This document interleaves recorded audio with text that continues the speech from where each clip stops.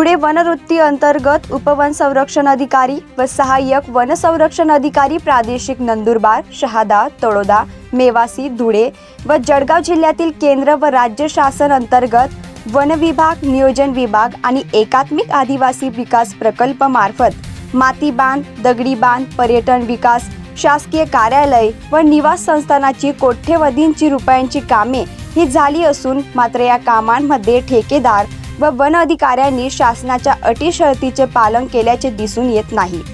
तसेच ठेकेदार व वन अधिकाऱ्यांमध्ये दबक्या आवाजात चर्चा चालू असून ठेकेदार फक्त नावाला आहेत, बरीच कामे ही वन अधिकाऱ्यांचीच आहेत असे बोलले जाते।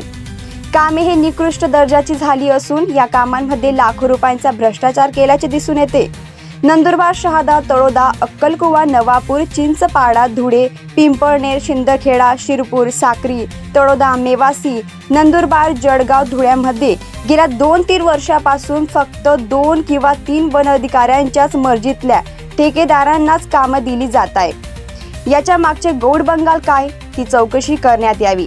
ठेकेदारांनी बऱ्याच ठिकाणी अर्धवट व निकृष्ट दर्जाचे कामे केली असताना 100% बिल ही वन अधिकाऱ्यांनी कशी अदा केली त्याची पण चौकशी करण्यात यावी अशी मागणी सामाजिक कार्यकर्ते नंदकुमार तवर, कृष्णा निकम यांनी मुख्य वन संरक्षण अधिकारी वनवृत्ती धुळे यांच्याकडे तक्रार दाखल करून केली आहे। झुंजार क्रांती न्यूज ब्युरो, धुळे।